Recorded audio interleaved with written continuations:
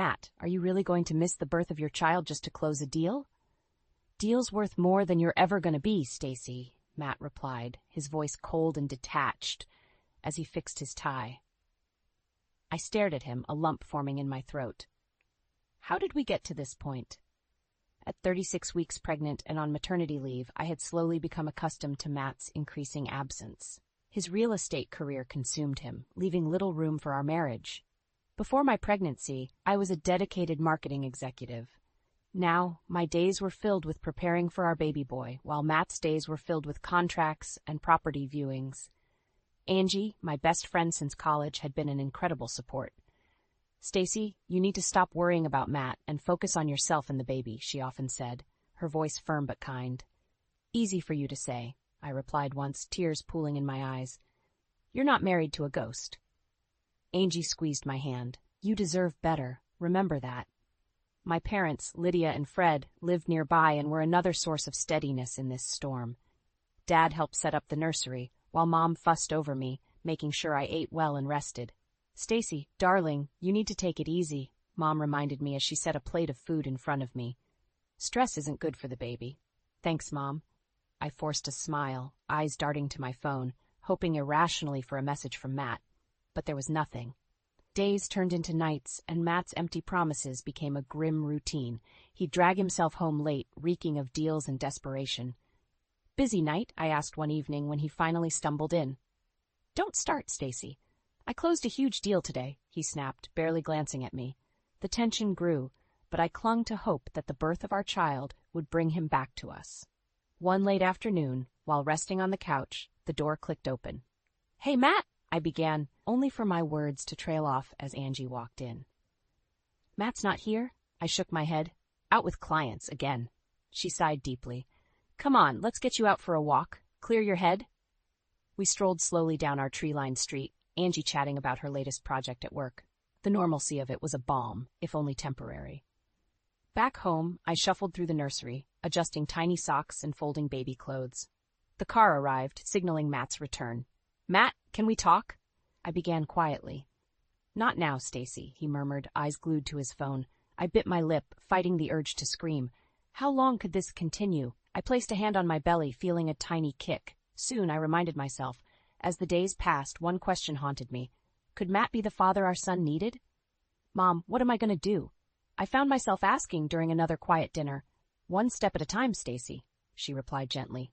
We'll be here for you, no matter what. Matt's phone buzzed with another urgent message, and he picked up without hesitation. I glanced at him, heart heavy. The baby kicked again, a fierce reminder of the life about to change. Matt, I tried again, voice trembling, please be here when I need you, when our son needs you. He looked up briefly, a flicker of something in his eyes before it vanished. I'll do my best, Stacy. But his best, I feared, wouldn't be enough. The pain hit suddenly, sharp and twisting. I doubled over, gripping the kitchen counter.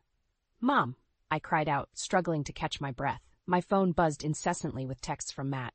Without even looking, I knew he wasn't coming. Stacy, what's wrong? Mom rushed in, panic in her eyes. I think it's time, I panted. Mom grabbed the hospital bag, guiding me to the car as Dad fired up the engine. Hang in there, sweetie. We're almost there, Dad reassured me. We made it to the hospital, nurses swiftly taking charge. I clutched Mom's hand as we moved down the brightly lit corridors. Call Matt, I gasped between contractions. I've called him 5 times, Mom said, worry etched on her face. He's not answering. Hours felt like days as the contractions grew stronger. The hospital room blurred, white walls closing in. You're doing great, Stacy, Mom cooed, wiping my forehead. With every push, all I could think about was Matt not being here, about him treating our child as less important than his precious deals. I ground my teeth, focusing on the baby's need to come out healthy. Finally, after what felt like an eternity, a wail filled the room. My son, my beautiful Nathan. He's perfect, Stacy, Mom said, tears streaming down her face as she handed him to me. I gazed at Nathan, emotions flooding me. The joy of holding him battled with the heartbreak of Matt's absence. As Nathan nestled in my arms, I forced myself to focus on his tiny face, his small breath against my skin. Meeting ran late. I'll come by later. Matt's text felt like a slap. I stared at his words, a cold anger growing inside me. Meeting ran late. Nothing about the birth of his son, just empty words delaying his inevitable absence. "Mom, he'll never change, will he?" I whispered, more to myself than to her. "One step at a time, honey," Mom replied, her voice breaking. Hours drifted by and Nathan fell asleep. Exhaustion took over and I dozed off with a tight grip on his little hand. I awoke to the shuffle of footsteps and the faint beep of machines, but no sign of Matt. Angie appeared, relief on her face. "How are you holding up, new mama? Look at him, Angie," I said, my voice fragile. "He's so beautiful." Angie leaned in to see Nathan, her expression softening. "He's perfect, Stacy. I'm sorry Matt's not here. You deserved better." Angie's words mirrored my own thoughts. Could I keep on hoping when it was clear Matt was never going to come through for us? Evening came, still no Matt. Nurses looked at me with kind pity, as did other new mothers with their partners by their sides. "Stacy, it's been a long day," Mom said gently. "Rest up. We'll take care of things." Nodding, I lay back, Nathan sleeping in his crib beside me. As fatigue pulled me under, one thing was painfully clear. Matt might never prioritize us. But as I glanced at Nathan, I knew I had to find a way forward. For him. For both of us. The hospital room door creaked open, and there stood Matt, looking at his phone instead of us. I glanced up from Nathan, my heart heavy with disappointment. "Finally decided to show up?" I said, unable to mask the bitterness in my voice. "Yeah, got here as soon as I could," he murmured, eyes still glued to his screen. "You missed our son's birth, Matt," I said softly, anger simmering just beneath the surface.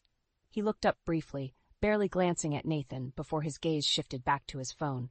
"I had important clients, Stacy. It's not like you were alone. Your parents were here." I shook my head, disbelief all over my face. "He's your son. Doesn't that matter to you?" Matt sighed, slipping his phone into his pocket and finally stepping closer. He peered at Nathan, then back at me. "I'm here now, aren't I?" I didn't have the energy to argue. "Just hold him," I said, handing Nathan over. Matt held Nathan awkwardly, like he was a foreign object. His disconnect was palpable. "We need to talk, Matt," I began, watching him closely. "About us. About what's been happening." "Now? In the hospital?" He scoffed, eyebrow raised. "Yes, now. This can't wait," I insisted. "Our family can't wait." He handed Nathan back, turning towards the window. "What do you want me to say, Stacy? I'm trying to provide for us, to give us a good life." "A good life?" I echoed, incredulous. "A good life where you're never home? Where you miss the birth of your own child because of a meeting?"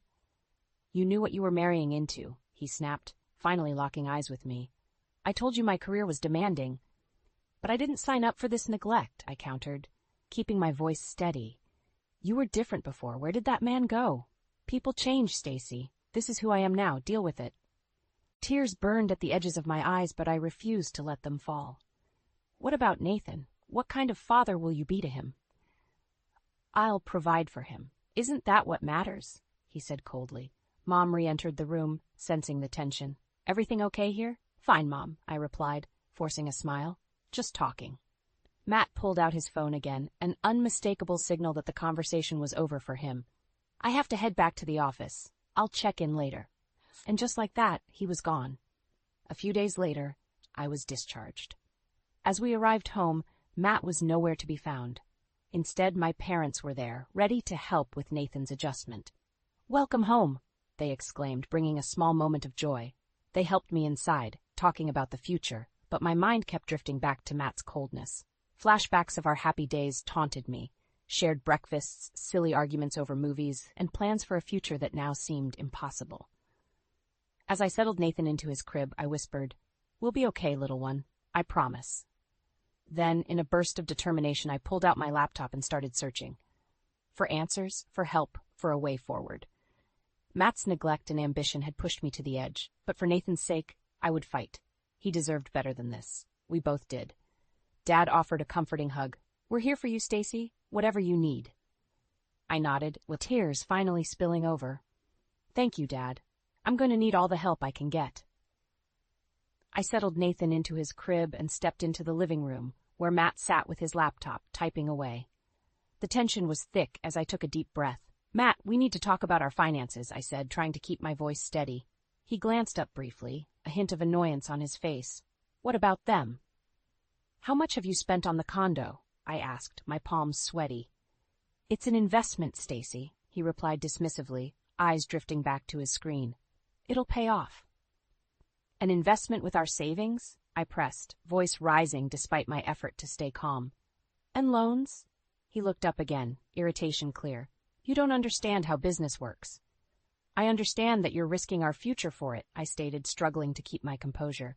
Matt finally closed his laptop, glaring at me. This is about providing for our family and making sure we have the best. Or is it about impressing your father? I shot back, the words out before I could stop them. His eyes narrowed dangerously. Don't bring my father into this. He's already in it, Matt. You're trying to impress him at our expense, I accused, the pieces falling into place. Just then, the front door opened and Greg walked in. He raised an eyebrow at the tension. Am I interrupting something? No, Greg, just catching up on business, Matt said, his demeanor suddenly cooler. Greg smirked, nodding toward me. Stacy, you good? I nodded, taking a deep breath. Yeah, I'm fine. After an awkward pause, Greg turned to Matt. Did you tell her about the plan with the inheritance? I froze, eyes wide. What plan? Matt's face turned beet red. Greg, that's none of her concern. Greg shrugged. She's your wife, she should know. What plan, Matt? I demanded, stepping closer.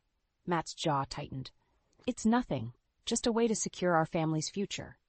He's using Nathan to gain favor with Daddy, Greg interjected, ignoring Matt's glare. Hoping a grandkid in his corner seals the deal. Is that true, Matt? I asked, my voice trembling with anger. Matt remained silent, his expression a cold mask.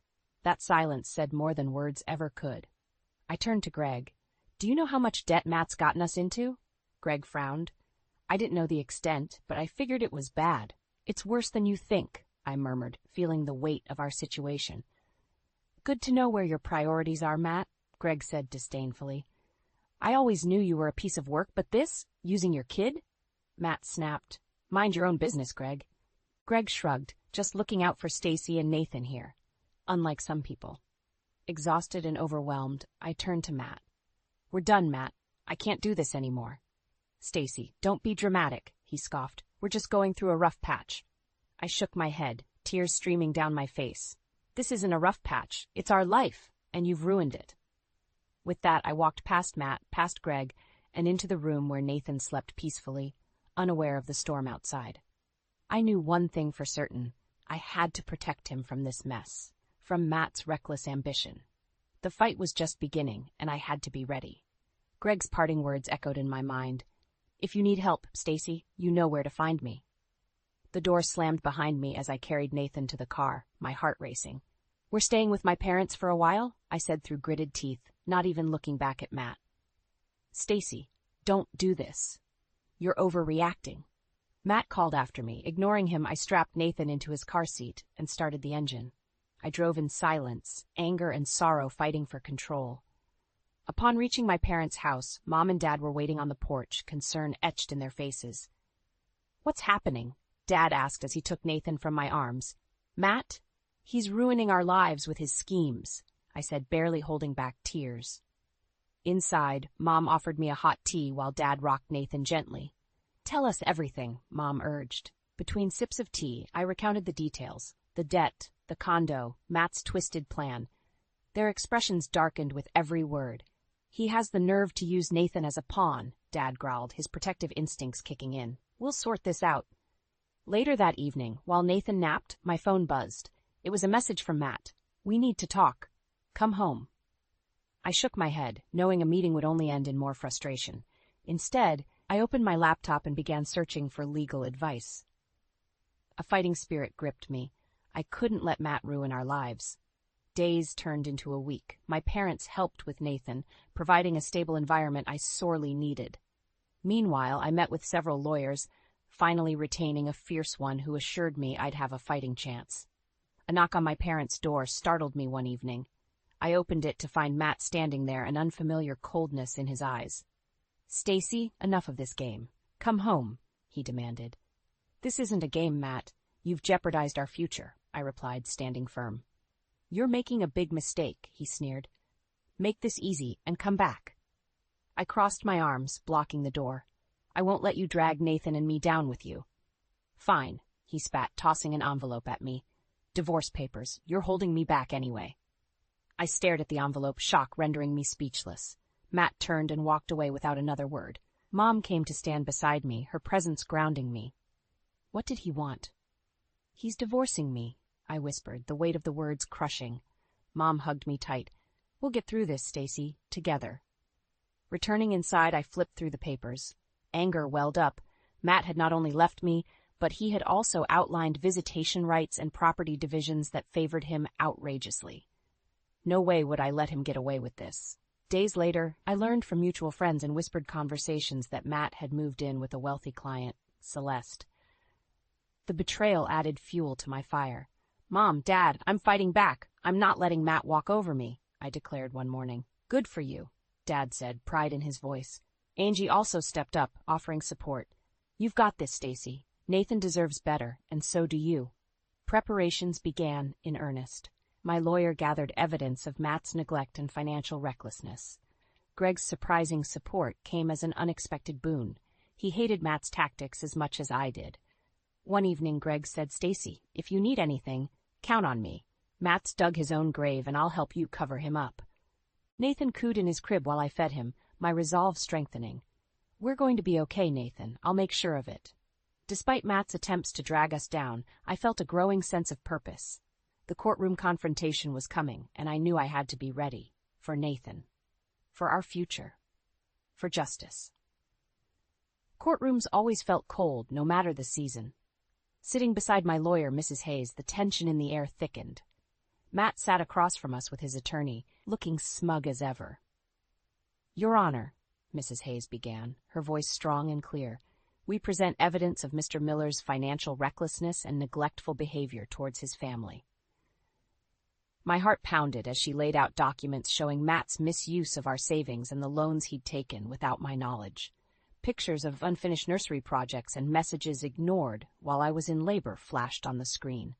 Matt's attorney, Mr. Collins, tried to counter. These are measures Mr. Miller took to ensure financial stability. His investment in the condo is for the family's benefit.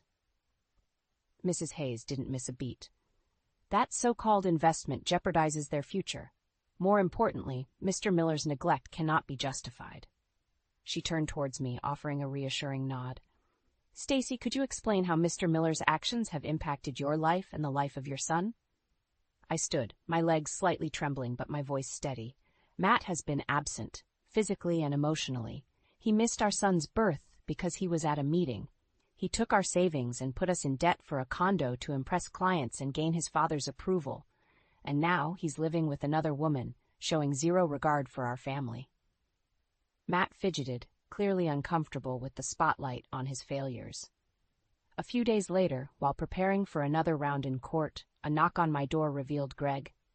I have something that might help, he said, handing over a folder. I opened it to find emails and text messages, proof of Matt's deceit and manipulation. That deal with Celeste, the financial strain, it's all here, Greg said. Use it. The next day in court, Mrs. Hayes presented Greg's evidence. Your Honor, these documents show Mr. Miller's manipulation of his own wife and his financial recklessness. Matt's face drained of color as every dirty detail was laid bare before the judge. As court recessed, I overheard Matt arguing with Celeste on a phone call. I did this for us. You knew what this was. He barked, but the line went dead. Celeste had hung up on him. His relationship with her crumbling was a small but satisfying vindication. Back in session, Matt was forced to admit his failings under cross-examination. His facade was crumbling, and the courtroom could see it. Finally, the judge spoke, her voice firm and decisive. Given the evidence presented, it is clear that Mr. Miller's actions were detrimental to the family's welfare. Full custody of Nathan Miller is awarded to Stacy Miller. Mr. Miller is required to sell the condo to settle debts and provide appropriate financial support to Stacy Miller and their son. A weight lifted off my shoulders. Relief washed over me as I hugged Mrs. Hayes, tears of gratitude streaming down my face. Matt looked utterly defeated, his once certain arrogance replaced by a grim realization of his downfall. Walking out of the courtroom, I felt a new strength within me. I clutched Nathan close, knowing the fight had been worth it. Stacy, you did it, Mom said, embracing me outside the courthouse. We did it, I corrected, looking at my family and friends who stood by me. Greg approached with a small smile. Told you you could count on me. Thank you, Greg, I said sincerely. As the crowd thinned, Angie squeezed my hand. What's next, Stacy? I looked at Nathan, then back at her. We start fresh, build a new life, one step at a time. We walked away from the courthouse, the future suddenly filled with possibilities. For Nathan. For me. For a new beginning without Matt's shadow looming over us. It was time to rebuild, stronger and wiser, ready to face whatever came next. Sitting in the courtroom once more was nerve-wracking, but I held my head high. This was the final showdown. Matt sat across from me, eyes cold and resentful. His facade of control was slipping, and everyone could see it. The judge's gavel came down, calling the court to order. Mrs. Hayes stood up, ready for battle. Your Honor, today we present further evidence showing Mr. Miller's ongoing neglect and financial irresponsibility. She displayed bank statements and documents highlighting the depths of Matt's financial mess. Each piece of evidence painted a damning picture of his recklessness. Matt's lawyer, Mr. Collins, tried to object. Your Honor, these were extreme measures taken to secure a better future for the family. The judge silenced him with a raised hand. Continue, Mrs. Hayes. She nodded and gestured toward Greg, who took the stand. Greg Miller, could you tell the court what you know about your brother's actions? Greg cleared his throat. Matt was always trying to impress our father. He used Stacy and Nathan to get ahead, using family money recklessly. He even tried manipulating Celeste, but that backfired. I watched Matt squirm, trying to maintain his composure, but failing. Mrs. Hayes pressed on. And what did you do when you discovered this? I gave Stacy the evidence to show how deceitful and irresponsible Matt has been, Greg answered. Matt shot Greg a venomous look. You've always been jealous. This is all about making me look bad. Greg's face remained impassive. No, Matt. This is about doing what's right. The judge leaned forward, her expression stern. Mr. Naff Miller, it's evident from the testimonies and evidence that your actions have been detrimental to your family. Stacy has shown great resilience, and it's clear she prioritizes Nathan's well-being. Therefore, I will uphold my previous ruling. Full custody remains with Stacy, and you will comply with all financial obligations. I exhaled, relief washing over me. Matt looked shattered as the realization of his defeat set in. As we exited the courtroom, he approached me one last time. Stacy, you don't have to do this. We can work something out. I shook my head firmly. You had your chances, Matt. This is what's best for Nathan. His eyes narrowed, revealing his vile nature once more. You'll regret this. I met his gaze head-on. No, Matt. You're the one who'll regret losing us. Outside the courthouse, Angie met me with a tight hug. It's finally over. Yes, it is, I said, feeling a sense of peace for the first time in months. Mom and Dad joined us, their pride evident. We knew you could do it, Dad said, his voice filled with emotion. Greg approached, an awkward smile on his face. I'm just glad I could help. You did more than that, Greg, I said, giving him a grateful hug. Thank you. He nodded, stepping back to let me have my moment with Nathan. Holding my son close, I whispered, We did it, little one. We're free. As the days passed, Matt's financial situation worsened. He was forced to sell the condo, and his relationship with Celeste dissolved entirely. His professional reputation crumbled, and he was left grappling with the mess he'd created. Meanwhile, I focused on the future. With the legal battles behind us, I began to rebuild our lives. I returned to work in marketing, finding joy in my career once more. Nathan thrived in the loving environment my parents, friends, and I provided. One night, as Nathan slept peacefully, I glanced around our cozy home, feeling a wave of gratitude. The journey had been rough, but we emerged stronger. Karma had served its due course, and now it was time to embrace the new horizons ahead. I promised myself and Nathan that we'd face whatever came next with courage, resilience, and hope. The storm had passed, and we were ready to bask in the sunlight of new beginnings. Balancing work and motherhood proved challenging, yet rewarding. Every morning started with Nathan's cheerful giggles, a sound that fueled my day. I'd drop him off at Mom and Dad's, knowing he was in good hands, before heading to the office. Morning, Stacy, Angie said, greeting me with a warm smile as I walked in. Morning. Ready for the big presentation? I asked, feeling the familiar rush of excitement. Absolutely. Let's knock it out of the park, she replied, sharing my enthusiasm. Work offered a much-needed sense of normalcy and purpose. I threw myself into projects determined to showcase my skills and rebuild my career. My team rallied around me, respecting the balance I struck between being a professional and a mother. Back at home, evenings were filled with laughter and warmth. Nathan took his first steps, and I celebrated every milestone with my parents. Life started feeling like a new kind of normal. One evening, while feeding Nathan, my phone buzzed. A text from Greg. "Can we meet? Need to discuss something important." Curious but cautious, I agreed. We met at a local cafe where Greg's expression was serious. "Stacy, there's something you need to know," he began, his tone grave. "Matt's been trying to undermine you at the office, spreading lies to our father, hoping to turn him against you." My heart clenched. "Why won't he just leave us alone?" "Because he can't stand losing," Greg replied. "But listen, I've got an idea. There's still money involved from Dad's business, and I want to make sure Matt doesn't get his hands on it." I nodded, desperate to protect Nathan's future. "What do you need from me?" "Just your support.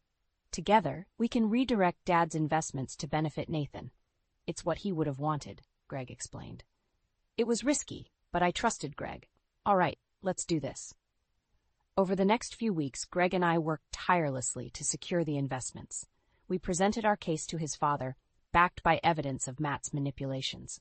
The old man listened, eventually agreeing to our plan.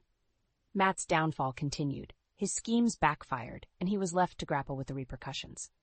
Meanwhile, Greg and I ensured that Nathan's future was secure. One day, while playing with Nathan at the park, I felt a deep sense of peace. Angie joined us, watching Nathan toddle around with a grin on her face. "How's it feel to finally have everything sorted?" she asked. "Honestly, it's freeing," I responded, watching my son's joyful expression. "I didn't think we'd get here." Angie patted my shoulder. "You're stronger than you ever knew." As the days passed, Matt's presence in our lives faded. He struggled to find stability, his once promising career in shambles. Karma had come full circle, and he was forced to face the consequences of his actions. Meanwhile, I thrived. My career flourished, and Nathan grew up in a loving, supportive environment. We weren't just surviving, we were thriving, building a future full of hope and promise. In a final gesture of gratitude, I decided to help Greg. His loyalty and support had been invaluable. Redirecting some of the investments to aid his startup, I ensured that Matt's former schemes benefited someone who truly deserved it. One evening, as the sun set, I sat on the porch with Nathan in my lap, feeling a deep sense of contentment. I had fought hard, and it had paid off. The future looked bright, and I was ready for whatever came next. Looking at the horizon, I whispered, "We've come a long way, little one. This is just the beginning." Nathan giggled, and I smiled, filled with hope and confidence. We were ready to embrace our new horizons together, stronger than ever.